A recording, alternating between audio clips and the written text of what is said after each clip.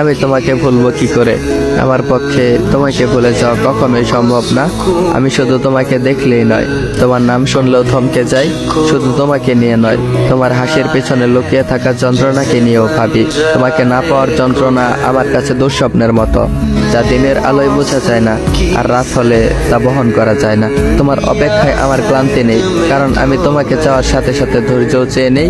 ওপরওয়ালা তোমাকে না দিলেও তোমার অপেক্ষায় থাকার ধৈর্য ঠিকই দিয়েছে। তোমাকে না পাওয়ার জন্য নিজের ভাগ্যকে দোষ দিতে পারবো না। আমার ভাগ্য খারাপ হলে তোমাকে ভালোবাসার সুযোগ হতো না।